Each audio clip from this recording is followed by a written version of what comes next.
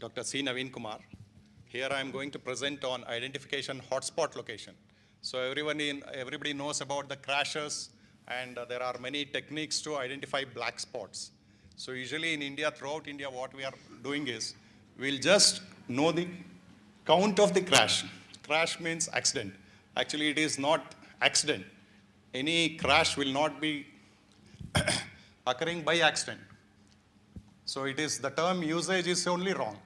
So crash is like, it is error in the environment, that is the road environment, or by the driver. Usually 99% it is by the driver, and 1% covers the environment and the vehicular parameters. So here I am going to propose on identifying accident hotspots, locations with their severities. So severities means the crash severity. So it is taking from fatal crash to property damage. So like major injury, minor injury. So those are the different severities. And we'll be using smart Bayesian technique. So Bayesian technique is crash if you see mathematically. So it follows a mathematical distribution. So either it is like tossing a coin. So it is either head or tail. So here it is, the accident occurs or it will not occur. So it is 0 or 1 basis.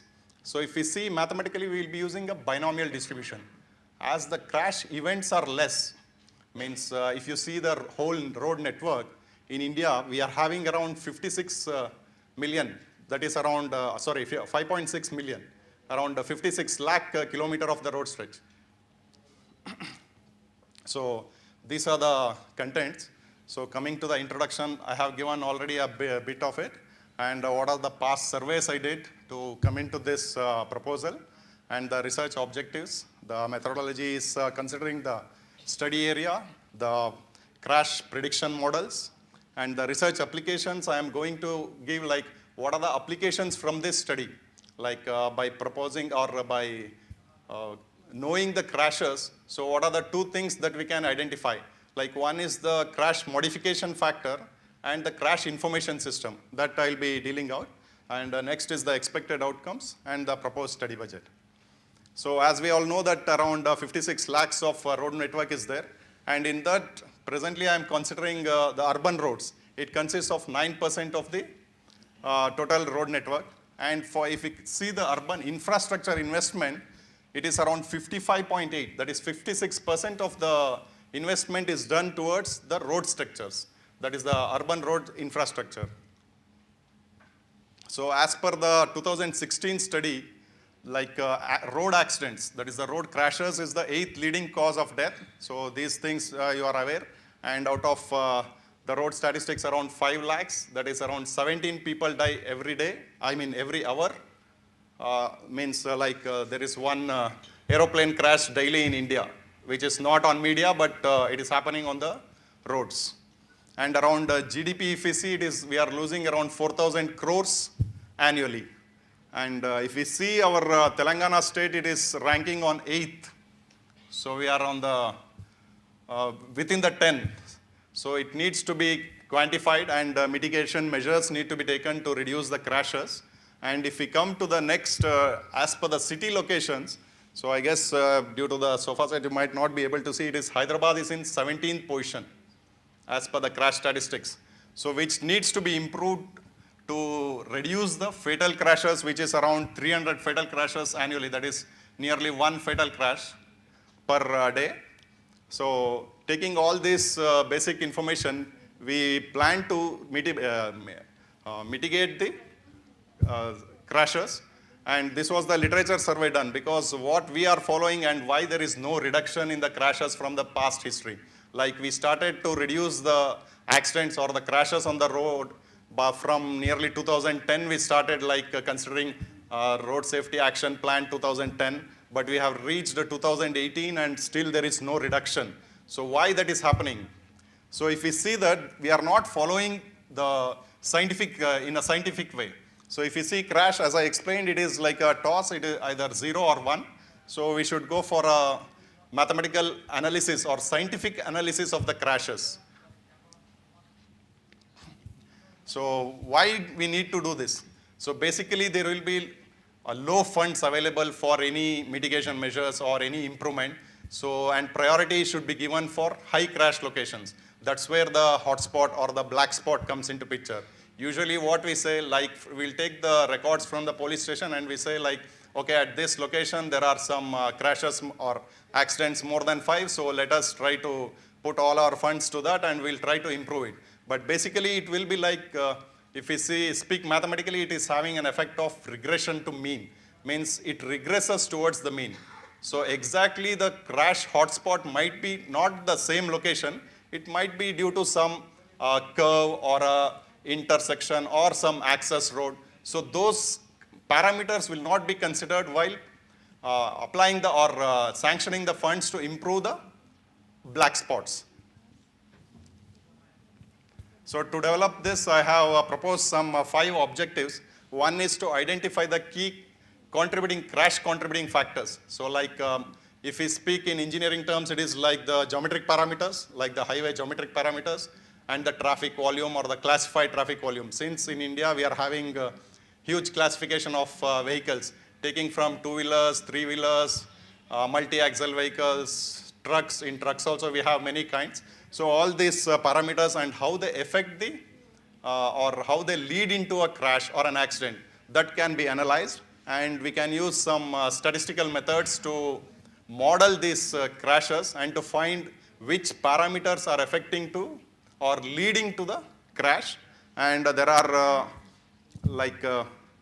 we are applying it for 2 candidate stretches. Like one is the intersection.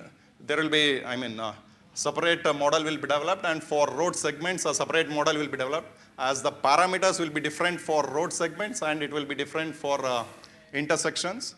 And as I said, the application will be mainly the hotspot identification or ranking of the crash locations. So that is the first one, and the crash modification factor. So there will be some parameters that will modify the crashes. Means if we are improving like the curve length or the curve radius, or we are reducing the access towards the main road, so how it affects the crashes, either it will reduce or increase. So those factors will be considered to mitigate the crashes. And the final will be the development of a crash information system using GIS and other techniques that will ease the decision makers, because they will be knowing only it is like on paper at this location near to some temple from 5 kilometers there are more crashes. But we have a GIS based crash information system that is developed through some open source softwares. So it will be useful for the decision makers to identify the crash location and also the parameters or the attributes associated with that particular location. So the proposed methodology, it includes all the road inventory, the modeling techniques, and better interpretation of the outputs. So I'll just briefly explain the methodology in a flowchart. So first thing is we need to identify a candidate stretch or a candidate sector, like might be either you take a Kukatpalli or Begumpet, any locality will be chosen, and we'll be collecting the, first is the accident data, that is the crash data basically we'll get from the police station. So all those informations, and manually we should either collect the plan profile or the road geometric data and the traffic volume and the speed of the traffic. So all the other parameters needs to be considered. And next step is modeling or finding the relationship between the collected parameters and the number of crashes. So if we consider the number of crashes, we call it as crash frequency prediction models. And when we are developing to find a model to find the crash severity, like whether it is a fatal crash or what is the effect of parameters on the crash severity, so we will be developing crash severity prediction models. So we will be using both mathematical stochastic and artificial soft computing models like artificial neural network or SVM support vector machines. And using the outputs of these models, we will be ranking the crash locations as per the crashes, number of crashes. So like that way, we will be using the parameters, or the influence of the parameters will be implemented to rank the crashes. Instead of taking only the frequency and identifying the crash locations, so we'll be using the parameter effect on identifying or prioritizing the crash segments. Then the output from the crash models also used for crash modification factor. So which parameter is significantly affecting the occurrence of crash. So we will be choosing those parameters and we will be identifying what is the deviation, like whether if we improve or if we increase the curve radius, will it increase the occurrence of crash or it will decrease the occurrence of crash. So those significant parameters also can be identified from the mathematical models. And crash information system also we can link it to the mathematical model such that I'll just show a glimpse of the parameters that I had developed for NH58, that is Delhi to Muzaffarnagar. And as I explained, I have explained all these things due to the shortage of time. So you can go ahead. So this is the study location. I have chosen Hyderabad. And these are the different crash severities. And the other parameters like roughness that gives the ride quality, and speed measurement, skid resistance, and pavement distresses like potholes, cracks. So all these parameters can be included in the development of the model. And we'll be able to develop different crash frequency prediction models using Poisson gamma model, negative binomial, negative. These are the different distributions in the mathematics that can be developed using Bayesian statistics rather than the statistic, normal, frequently used normal statistics.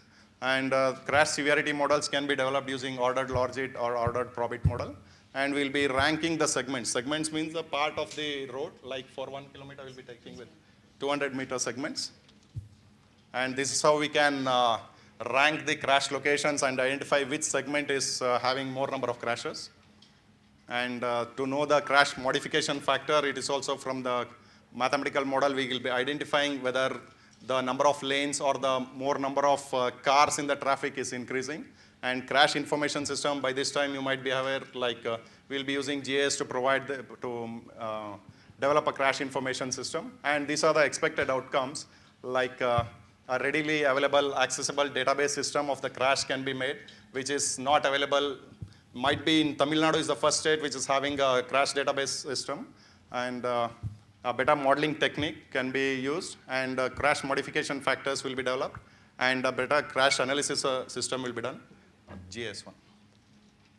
So this is the glimpse of the crash information system that was developed for NH58.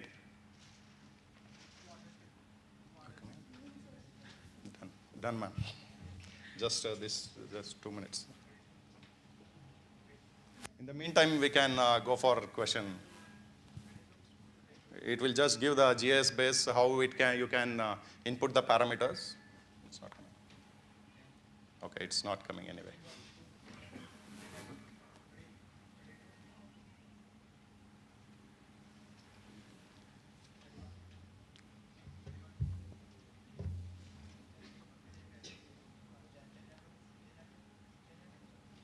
RStudio. Any questions, please? Yes. Okay. Sir, why you used SVM and ANN? Why not other models? Or yeah, as I said, those are the soft computing tools. From that, ANN is called as a black box. So it is like garbage in and garbage out. You will not be able to identify which parameter has got, which is the coefficient of each parameter, or how much it is contributing to the crash occurrence. That can be given in other models also. Why not other models? Why only ANN? No, that's what I'm saying. We are using both mathematical models to find the significant parameter and ANN just to identify the crash frequency. Like you will be getting the crash frequency in a quick way rather than knowing which parameter is affecting the crashes. Okay. And if you use support vector machine, that is also a soft computing technique. In that you will be finding the weightage of each of the parameters. Yeah, that's what I'm telling. Even weightage we can get in some other models like random forest or some yes, other yes. decision trees. You can use random forest to rank your parameters or your independent variables. Then using the ranked parameters you can use in SVM and you will get a better model. But the significant parameter you should use a mathematical distribution, because if you use Bayesian technique, if you want in further detail, we can discuss off the platform. Okay. Because for speed distribution, it will follow a normal distribution. So, but in SVM, it will not take speed as a normal distribution. So we should go back to mathematical distribution and we should give speed is following a normal distribution. Then only we can model in Bayesian technique, using Bayesian technique. Fine. Yeah. So last question. Yeah. We're running out of time. This is a GIS-based web application developed using R software. So you can develop a web application. This is done for NH58 crashes, around 4,000 crashes for 3 years. So here you can, if it is developed for Hyderabad, it can be posted on the website, and you can allow the users also to update, giving certain limitations. And if you see the crash study locations, so these are the 2 different locations. And if you see on crash data on map, next up. So it can be updated, like whatever crash data you collected from the police stations, so it can be updated as per the coordinates of the crashes.